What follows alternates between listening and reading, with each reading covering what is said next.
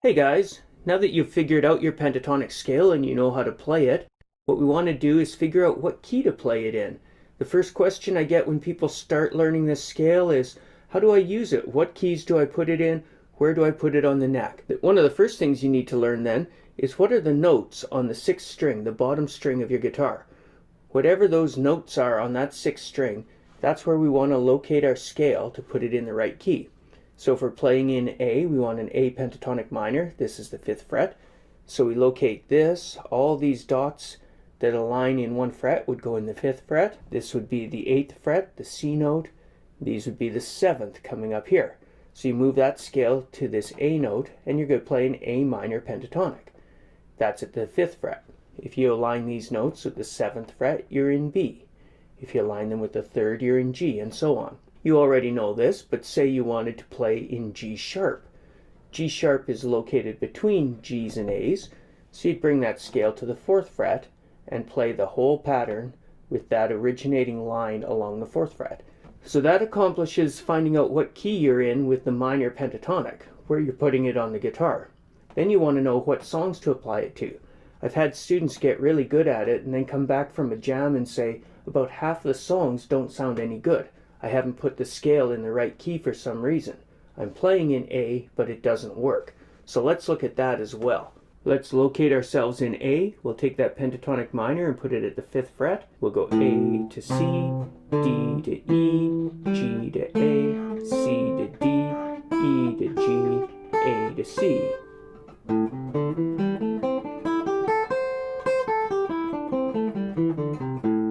That will sound great over an A minor chord.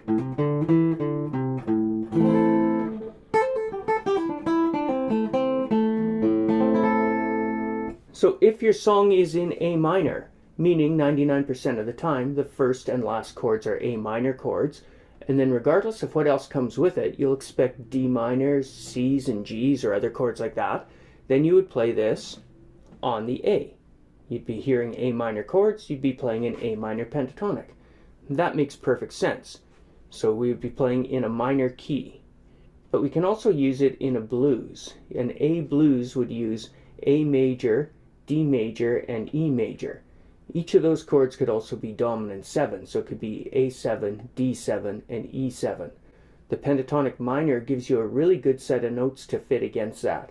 For one, although the A chord has a C sharp note in it,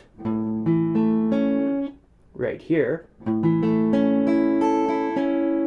the pentatonic would have a C natural. So the chord and the scale. So there's a little clash between the C natural and the C sharp. A flat 3, a bluesy note, and the 3 of the chord.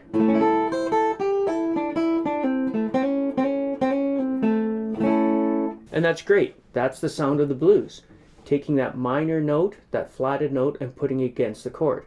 In fact, as you continue to add bluesy sounds, you'll add other flat notes like the flatted 5th, the blue note. The other note the minor pentatonic scale has, not only this C, but this G. The G note is a dominant 7, another bluesy note. So that covers the A chord. The C and the G are minor or flatted notes in that key. The C sharp is the 3, the C natural is a flat 3, or it's a sharp 9. In blues we'll call it either. The G is a flat 7. In the key of A major, G's are supposed to be sharp in a diatonic key. In pentatonic we use a bluesy sound, the dominant 7. The other two chords in that key, the D and the E, are also represented. Here's a D note and here's an E note. So we have A's, D's, and E's. We have the roots in the scale. This D can have this C note against it, making it a dominant 7 chord.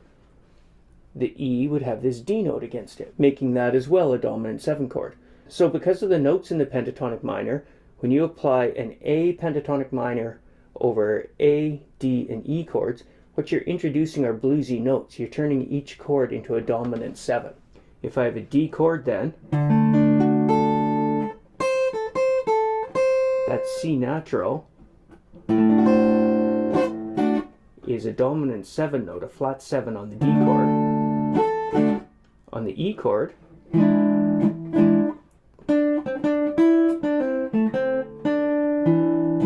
the D note makes it dominant 7. And on the A chord, the G note makes it a dominant 7. So that's why you can use the minor pentatonic in the blues. Those are the signature notes of it. If you have a bluesy rock tune as well, or even a bluesy country tune, where you're using flat 7s and dominant 7s throughout, this scale will still work. So even though the chords are major, we can still use pentatonic minor if we're hearing these classic rock and blues sounds. We've been talking about that being in A. Of course, this all could apply if we were in G. If you heard the key of G, let's say it was a classic rock song, G, C's, D's, and F's.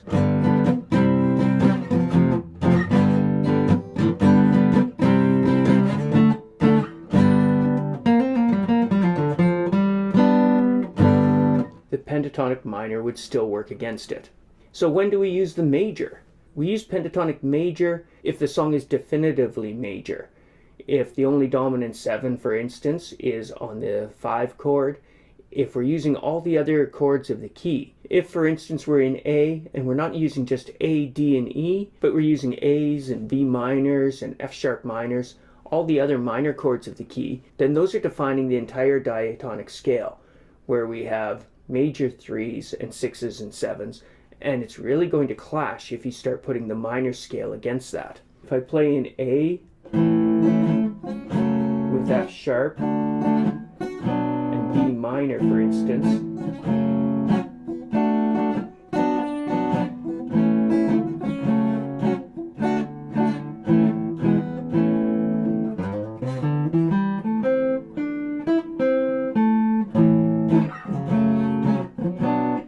you should hear that the minor scale is going to clash with that somewhat.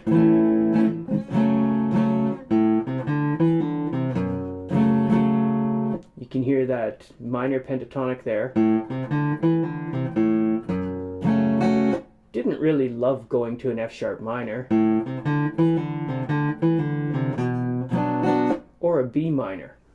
What would go to those then is the A major pentatonic. There's the F sharp note, there's the B note,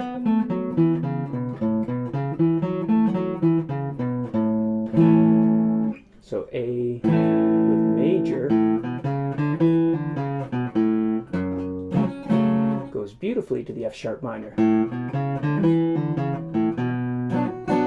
and the B minor. So if you fill out your key of A major with the relative minor or other minor chords, then you're going to find that you're defining the entire major scale, and pentatonic minor will not work. So the pentatonic major goes on that. These are generalizations, of course, but a bluegrass or a country that's derived from bluegrass sounds is also going to use pentatonic major. They will borrow some minors sometimes. Those bluesy notes didn't originate just in blues. They came out of the Ozark Mountain music as well, which was coming from Scotland and Ireland. If your song has a cheery pop rock sound, even if it only has your primary chords, the 1, 4, and 5, there's a good chance if the singer sounds cheerful and the beat sounds cheerful, you may want to play the pentatonic major on that instead of the pentatonic minor. For instance, an upbeat sound on A with A, D, and E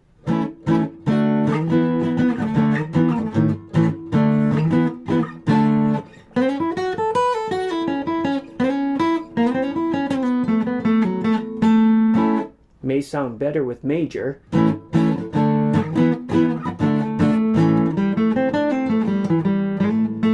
than it does with minor.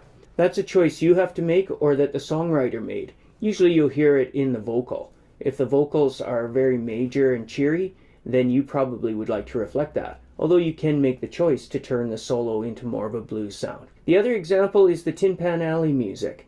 It's got a bluesy element too, but that's force fit by the chords. Let's say we're talking about the key of G, and we have G, C's, and D's.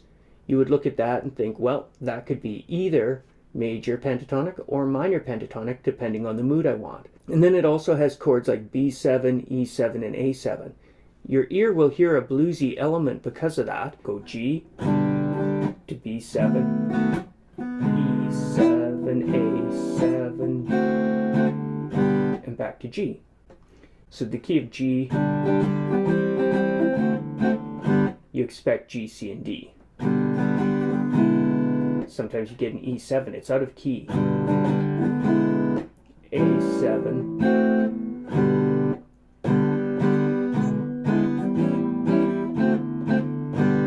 or even a B7 in there.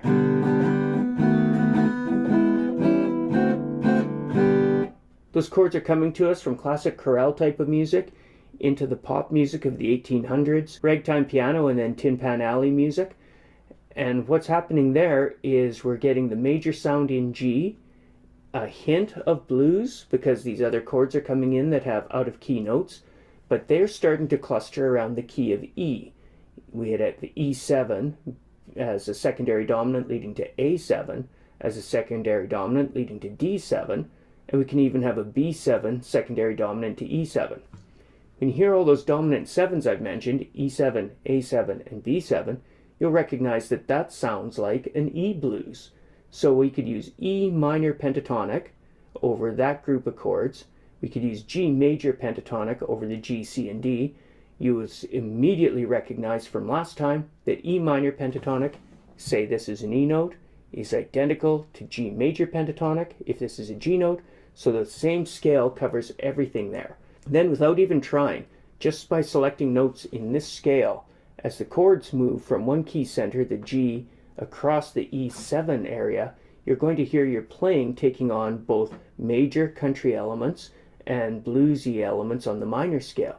Your solo will sound quite sophisticated, like you're making the choices that go through those two different modalities, but really it's the chords doing the work for you. So once again, let's say we need A major instead of A minor. So this pointer finger, which would have gone on A here, will be back here at the second fret, F sharp minor, the relative minor of A, because this now becomes the root of the major. The pinky is on the A. It's the third fret away from your pointer, which would be on F sharp. A and F sharp minor are relatives, so you can use the relative minor position to sound like you're in A major. The example I was talking about, I want to sound like I'm in G. So my pinky's on the G. My pointer is not on the guitar. I have this open E string. So it would be E to G. That would be open to third fret. This is now open. This is third. This would be open in 2. So we'd go open 3, open 2, open 2. That would give us E minor pentatonic based on this row of notes being these opens. This would be 3, 2, 2, 2, 3, and 3. That's also identical to G major pentatonic. As we saw last time, we can go into a second position and use a closed version of the G major, but we can just use E minor. That's signature for bluegrass, country, and of course this Tin Pan Alley. So then we get the G chord. Say from here we'd have 3 and open, 3 and open, 2 open, 2 open, 2 open, 3 for the G chord, and the option of the open E.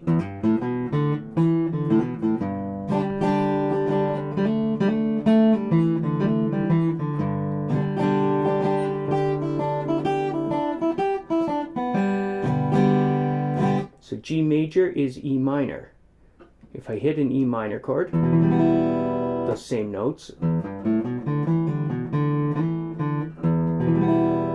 fit the E minor chord, and in fact all the notes of the E minor chord are pentatonic notes, as were all the notes of the G major pentatonic in the exact same scale.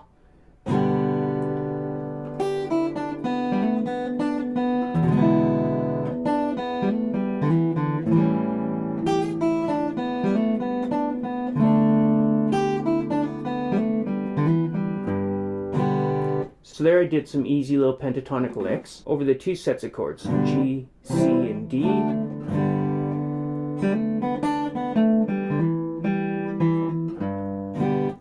Or an E bluesy type of song, E7, A7, and B7.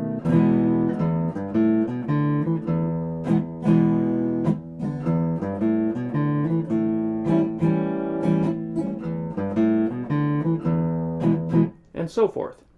Now if I put those chords together, G's and B7s, E7s and A7s, the scale will cover them all with a different mood.